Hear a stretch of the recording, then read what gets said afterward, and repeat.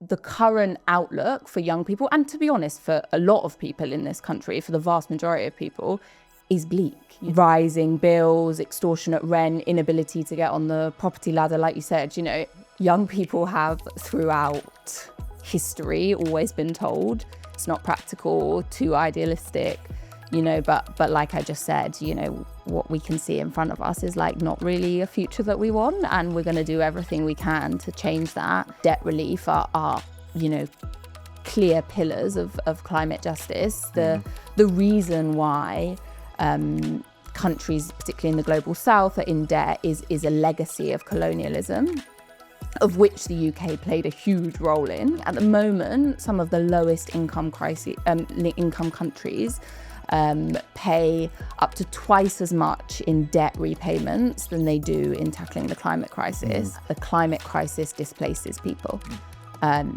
So, the most obvious way I can describe it is, if your town, village, settlement is flooded and destroyed, you need to move to somewhere you can live in. I think it's 1.2 billion people will be displaced because of the climate crisis by 2050. Right, yeah. Do you want to introduce yourself? People who might not be familiar with you or your work. Yeah, sure.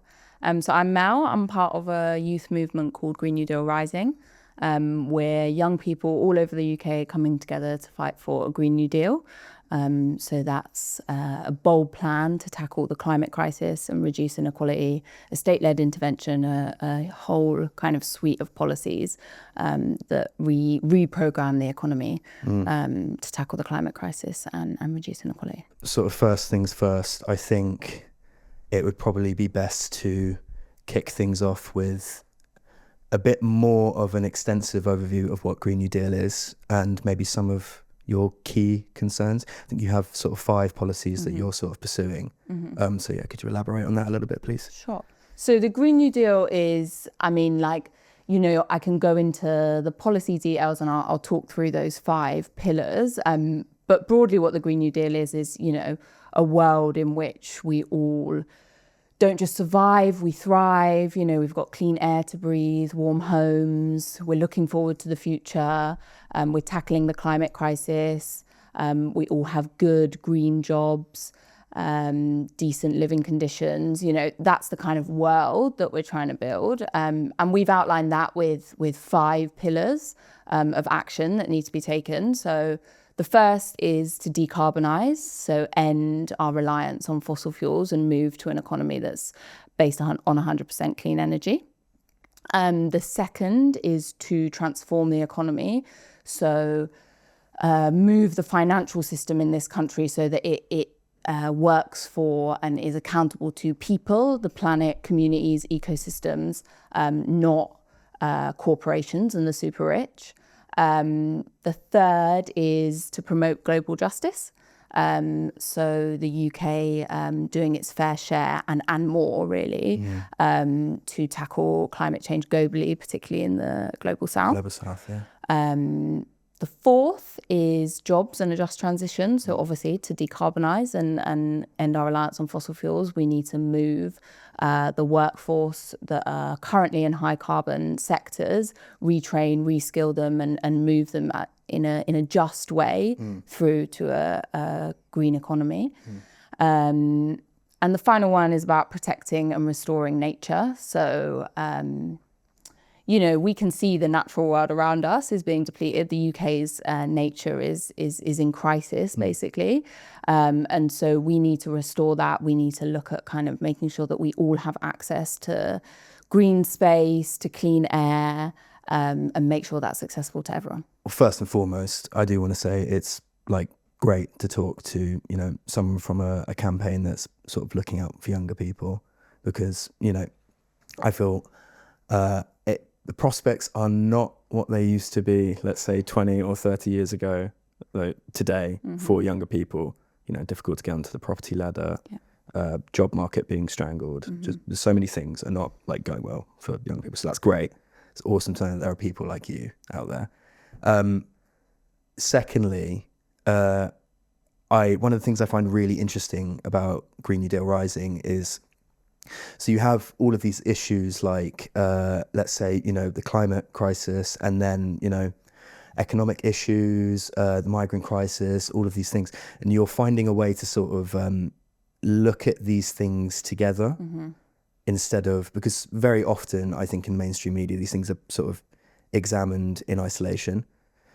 I think it's very cool how, like doing the research for this, I've learned that, the migrant crisis is a part of the climate crisis as well. Yeah. There's something down the line that is going to tie those two things together. So that's fascinating. But moving on to the like decarbonisation aspect, a lot of the policies that you guys are advocating are like pretty substantial, pretty extensive. So for example, mass installation of houses all over the country. I was wondering if you can sort of elaborate on the practical on the ground elements of that, such as, mass installations. Before I get into that, like the thing for me that we often encounter, right, is speaks to your first point about, young people and the situation, the outlook for young people, which was like, what I just went through, the Green New Deal, all of those things are like big, bold policies. They're like fundamentally changing the way we run our economy. And they're hard, they're hard, they're going to cost money, like all of those things. But, the current outlook for young people, and to be honest, for a lot of people in this country, for the vast majority of people, is bleak, rising bills, extortionate rent, inability to get on the property ladder, like you said, what the future's even going to look like, whether you want to start a family, whether you can afford to live in the place you grew up, all of those things. And so like, I think we feel, and lots of young people feel, or, I can only really speak for myself and, my friends, but like, there is no other option than these huge system changes. And I think, so that's like the start of like, I guess, why we're calling for such bold changes. And then to answer your question of like what decarbonisation actually looks like, we outline, some policies that could be implemented. One is, big public investment in a programme across the UK of insulating homes, all homes, government funded. The UK has, I think it's the leakiest properties in Europe. So our houses are leaking the most energy out of any country in Europe. And, that is like fundamentally incompatible with decarbonising. We need to have energy efficient homes. It's where we spend most of our time. And, we can't put that on people to fund and do in their own homes because of the like rampant inequality in this country. And so, and I say easy, I was about to say easy. Obviously it's a big undertaking, but it feels to me like an obvious solution, a common sense solution would be a program of mass home installation that would in the long run save us all money and save us all energy. It would make all of our homes more energy efficient. The other things, I mean, maybe the most obvious thing is ramping up investment in renewables. Yeah. And you've seen some of this from this Labour government, like you've seen the policies around GB Energy, what that looks like. We still, need to wait and see. You've seen they're putting solar panels on schools, the Department of Energy and Net Zero.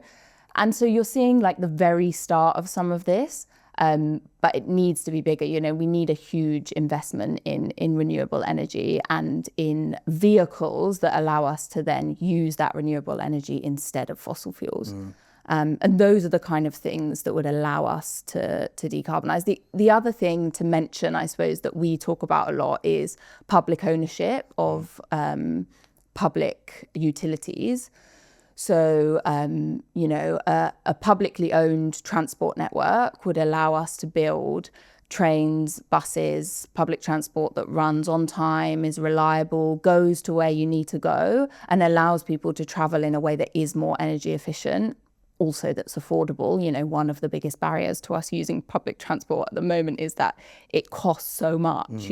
People cannot afford it. And I'm talking about people that have an average wage, not people who are really struggling, but it is just so expensive. Similarly, like, publicly owned energy companies. Or water, for instance. Or water, exactly. It's a massive one. Big one, yeah. You've seen even in the last few days all the nightmares with the water system in this country, and the way that privatization has destroyed it. And and who benefits from that? The super rich, the shareholders, the CEOs. That people are left with high bills, polluted rivers. If we publicly owned water, which feels like a no-brainer to me, it's water. We all need it. Common pool resource. Exactly. We could ensure that is run for our communities and our planet rather than profit. And that in itself would help us decarbonize, would help us to have a more efficient system that works and protects communities and the planet. If you were to say that to someone, what would you say to them if they were to turn around and say, well, A, how are we going to pay for this? How are we going to finance this? And B, is this not too unrealistic? Is this just idealism? What would you say to them? To the second one, I'd say, young people have throughout history always been told it's not practical, too idealistic, but like I just said, what we can see in front of us is like not really a future that we want, and we're going to do everything we can to change that. It is not too much to ask to have clean air, a warm home, a decent job, and not be worried about floods coming and destroying your community every winter. Like, I just don't think that's too much to ask. But our living standards have been, declining. Austerity over the last 14 years has meant that our communities are stripped to the bone. And so it feels huge what we have to do to get back, but it is actually just getting us back to, a basic level of a decent life. And we've done it before. There's historical precedent for this. There's building the NHS after the war. There's the furlough scheme in the pandemic. The government came in and paid people's wages when a global pandemic came and there was a crisis that forced them to act. Before that, we can all think back to before that. That felt ridiculous that A, we'd all stay at home, and B, the government might pay our wages. But the crisis came and it was dealt with. And that is the same way that we need to treat the climate crisis and move in these big, bold, transformative ways. And to the cost question, yes, tackling the climate crisis will cost money. Not tackling the climate crisis, waiting, delaying, will cost us far more, both financially and, in terms of livelihoods. And the first answer to this, we need this government to change the way that they're approaching running this economy. We can see that, on a number of levels, but particularly in the way they're approaching the climate crisis. We need economy-wide system change to do that. The first step, we think, to doing that is to make the super rich and corporations pay up. And so to implement things like wealth taxes, close loopholes, fix our rigged tax system and make polluters pay for the damage they're causing. And that could raise a substantial sum to kind of kickstart some of these policies that we've spoken about. Talk to me a little bit about the National Nature Service, because I read a policy briefing that you guys released, and again, this is more to the fact that you guys are sort of looking for economic opportunity in the climate fight, which I like. So talk to me a little bit more about the National Nature Service and maybe some economic opportunities that could come from it for particularly young people, I suppose. Yeah. I love the National Nature Service. If I was in government, I'd deliver it straight away. Yeah. It is basically, it's solving three problems. The UK's nature being in crisis. The UK is one of the most nature depleted countries in the world. The second one is that we don't have the substantial skills that we need in our workforce to tackle that. We have some great organisations working on it and promoting things like nature-friendly farming and other things, but we don't have the level of skills in our workforce that we need to address that. And the third thing is that, young people need work experience opportunities, opportunities to learn new skills, and also a clear path into, good green jobs of the future. And so the National Nature Service, which is a UK-wide programme, basically of year-long training placements for young people, particularly targeted at young people from marginalised backgrounds who wouldn't otherwise get opportunities like this, to come in and work with organisations that are already doing that work, restoring nature, and kind of learn on-the-ground practical skills about how we restore nature. Over a year with a stipend, so they're not doing this on a voluntary basis. They can pay their bills, afford to live, but they're kind of like learning those skills over the year to be able to take on into future employment. That brings us loads of economic opportunities. Firstly, it gives a clear pathway into work for young people, which currently a lot of people would say the way into employment is going to university and studying a degree, which these days doesn't even get you very far. No, it really doesn't. No. And you're in however much debt. Yeah. I can't even bear to think of how much debt I'm in. Me too now. Yeah, exactly. Or, there's very, very limited, and university is not for everyone. It's not accessible for everyone, with the finances, but also it's not for everyone. Yeah. And there's limited opportunities in kind of apprenticeships and further education opportunities. And so it would provide a way for young people to move into industries, job opportunities of the future that can sustain through the transition that we're going to have to go through. Just on the sort of practical on the ground aspect of the National Nature Service, this would be the idea that you have, let's say, people walking up and down rivers to check for like outpours. Yeah, things like that. Surveying what's happening, supporting people that are working with nature all the time, whether that's farmers or fishermen. I'm trying to think of what the different things people are doing, but like supporting them to move into sustainable practices or learn from them and share those things. What are the things that are keeping the land? There's also more urban stuff as well. It's not only being out in the middle of the countryside. It's also about thinking about how we use green space in cities and give people access to that. It's about air pollution, increasing the clean air that we can have around us. There's a range of things that I would say fall into a kind of protecting and restoring nature brief. Can you talk to me a little bit about how sovereign debt is considered a part of the climate crisis, and I suppose what the UK can do and why they would do it?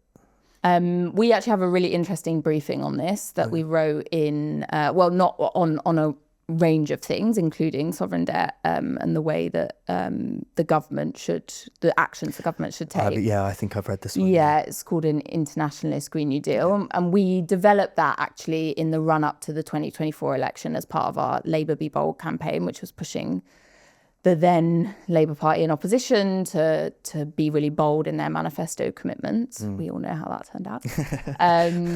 But this part, fundamentally, debt and debt relief are clear pillars of climate justice. The reason why countries, particularly in the global south, are in debt is a legacy of colonialism, of which the UK played a huge role in.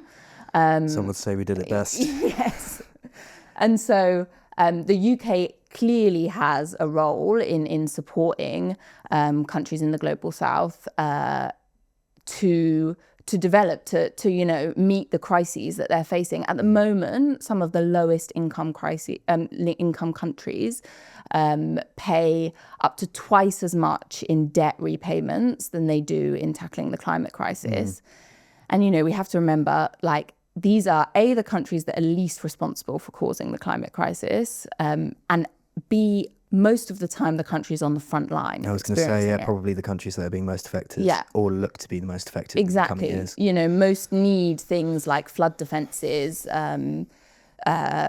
ways to address drought, all of those things. Then the populations, the people in those countries, the communities are being, you know, are facing this every day, the sharp end of the climate crisis. And so the fact that they are paying, you know, they instead of spending their country's investment, you know, money for investment on tackling that crisis, they're spending it paying off debt. I mean, I'm not a global economist. I don't have all the details, but like from my view, feel like, you know, debts that don't really need to be paid. You know, they're upholding this kind of unequal global system.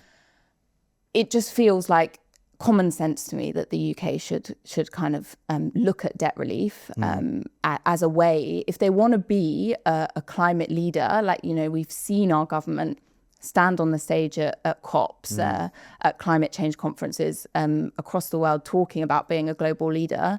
Then debt relief and looking at the ways in which we can support countries in the global south with climate finance should be top of that list. Yeah. So how is migration a climate issue, or set to become a climate issue? Yeah. I mean, the basic thing is that the climate crisis displaces people. So, I mean, the most obvious way I can describe it is, you know, if your town, village, settlement is flooded and destroyed, you need to move to somewhere you can live in. And that is happening more and more across the world and will happen more and more. So, you know, I think it's 1.2 billion people will be displaced because of the climate crisis by 2050. And I would imagine a majority of this is from the global south. Yeah. Those places that most affect, those places that, you know, don't have the infrastructure for some of the reasons we've just spoken about to quickly rebuild or address an immediate extreme weather crisis. And I think, you know, we're going to see that happen more and more. We're going to see it happen in this country too. You know, the climate crisis is not something that is happening far away and not coming here. We've seen it in the storms that have happened across the country. I was just with my friend at the weekend. She was talking about her nan's house has for the last 3 years been flooded by the riverbank breaking where she lives. And they're trying to get her to leave and saying, you know, it's going to happen again. And she, you know, is kind of attached as you might be to your home. But it's interesting to me that that's a norm now, right? You know, you can clearly see it's not a one-off. Each year, that house is going to get flooded by the riverbanks bursting, if not more. And so we can see it happening in this country, and that's going to move people. And you know, obviously moving people, like there's a global movement of people, and then there's a kind of in-country movement of people. But I think all of that is going to we're going to have to find a way to deal with it. And so I think that is the way that the climate crisis and the migrant crisis are integrated. And the other thing to say is that, like, you know, migrant justice is a climate justice issue. Like, we want to build a world that, you know, is there for people and communities and a livable planet, not a world that is there for, you know, profit and hate and all of the things that we see or coming from the people that are blaming migrants for our problems, when I would argue that it's actually, you know, the super rich, the people hoarding our wealth, the far right politicians. But what kind of things would you like to see change in the sort of asylum and migrant system, and how do we challenge these sort of the hateful rhetoric that often comes to the surface when we are talking about sort of migrant issues? The first thing I'd say is, you know, actually, if you look at the detail, it is not migrants that are the reason in this country that you can't get a job, that you can't afford your bills, that, you know, you won't be able to get on the housing ladder, you grew up in London maybe and you now can't afford to live here. Like, all of those things are not the fault of migrants. And it is, you know, it is legitimate to be angry about the state of living standards in this country. Like, I think we can all feel that, but it is, to me, it feels clear who the people causing that are. And actually that is a huge part of the new campaign that Green New Deal Rising have just launched. It's called Pay Up. It's about making the super rich and corporations pay their fair share to fix things like a wealth tax. Things like a wealth tax. Progressive tax system. Yeah, exactly. And one of the things we're doing there is trying to expose what we see as some of the villains in our society. And those are people like Nick Candy. He's a billionaire backer of the Reform Party. He's made his money in luxury property in London particularly. And, for lots of young people who are living in London and across the UK, it is very hard to even rent a place. People are paying much more than half of their paycheck each month to rent a room that's, got mold painted over on the ceiling from a landlord that doesn't really care whether you can breathe in your room or whatever it is. And we would argue the reason that is the way it is because of people like Nick Candy, hoovering up wealth through, these luxury property, huge blocks of flats they're building in areas and pushing out communities that have lived there for decades, pricing people out of London. That is the reason why, you feel like you're in precarious housing or you can't afford a house, not migrants. And I think it's often those people who are pointing you at migrants. Exactly. It's interesting that, so a tale as old as time, isn't it? Yeah. You guys have a number of cross-party MPs in support of the Green New Deal Rising. So you have people like Clive Lewis, Jeremy Corbyn, Carla Denyer. What has the reception been, generally speaking, among MPs? Has it been friendly? Good question. I think, we have these 12 Green New Deal champions in Parliament who, we've supported in election campaigns and who have supported us in Parliament, spoken up for our generation. Some of those have been around, from the start. We're in the last Parliament, have been, we had a Green New Deal bill in Parliament in the last Parliament when we first launched as a group. And some people have been supporting that for a long time. Similarly, we have a lot of MPs that have supported various things we've done. Last year, we had a wealth tax letter before the autumn budget with 30 cross-party MPs. And so there is a lot of support and a lot of people who are ready to listen and support Green New Deal policies. Our other experience, I guess, or the way that we interact with MPs is through an action tactic we call challenging MPs. So we kind of tell me more about this, please. Yeah. So we find we might be in our constituencies or near Parliament or maybe at a party conference, and if an MP is there, we'll kind of ask them face to face, will you support these Green New Deal principles? Will you sign our bill? Will you support a wealth tax? Whatever the thing we're focused on campaigning on in that moment. And we've had a load of really good reception to that. People really being willing to talk to young people, who are from their constituency or care about the issues they're campaigning on.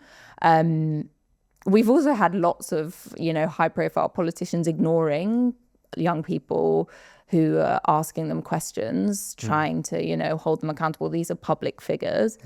And so I think it's mixed, but there are lots of supportive MPs, and we see political campaigning as a real core tenet of how we, make change. We believe that, we have power from people coming together and building a movement, but that we do, to deliver something like the Green New Deal, which is a state-led intervention, we do need to translate that into political power, and politicians play a role in that. Yeah. In my research into Green New Deal Rising, it appears that the campaign is not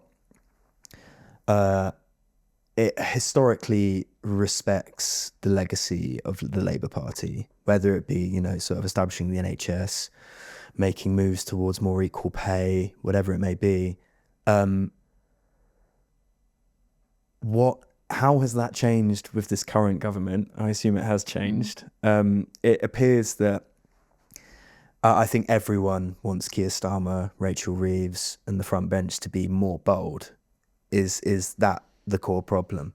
I would say Green New Deal Rising, you know, we are, because we have to be, we're hopeful of being able to build a better future. And so there is, you know, we've just come into a new parliament with a Labour government. We believe that this government could do the things we want them to do, could do this bold, transformative change that reprograms our economy for people and communities and the ecosystem, not profit. And we believe that because we've seen Labour governments do that before, you know, introduce the NHS, minimum wage, equal marriage. You know, we know that that's possible. But we know that, you know, those things happen because movements pushed governments and politicians to do them. And so that's our central mission to you know, build a movement that pushes, that, you know, builds public support, but pushes this government to do the things it needs to do. It has obviously been disappointing to have got the Conservatives out after 14 years and have brought this Labour government in, who seem not to say in words that they want to improve people's lives, but not in action. And maybe, you know, too willing to uphold a lot of what the Conservatives have been doing. Definitely. The status quo. Yeah, exactly. And not stand up to the powerful, you know, interests that are holding the status quo in place. So, you know, not stand up to corporations, not stand up to the super rich. Those are the things that a Labour government should be doing. It should be on the side of working people. But cracking down on protests. Yeah. I mean, the list is almost endless. But we believe, because we have to, and because we will not, you know, and I think I hope that people do feel like this, that, like, you know, this, we don't have to accept this as good enough, you know, it's not. But when we come together and we fight back, like, we can move things. We've done it before, we can do it again. What have you guys got in the pipeline? That would be, and how can people get involved? Yeah. You know what I mean? We've just launched a new campaign, Pay Up. We're taking action across the country, basically to expose these key villains. I spoke about Nick Candy and some others who are kind of hoarding wealth, profiting from industries that are driving the crises that we're facing. And so we're running pickets across the UK, local groups and young people organising in their towns, cities, villages. We're doing all of that in a run-up to a day of action on the 4th of July, which is the 1-year anniversary of the general election. And so we're inviting people to get involved in that. But yeah, come and get involved. Check out the Pay Up campaign. Where you can reach us on our website, which is GNDRising.org, or on any social platforms at GNDRising. We're taking action. We're really coming together and saying, you know, we're not going to accept this. And so if people feel the same, they should come and join us.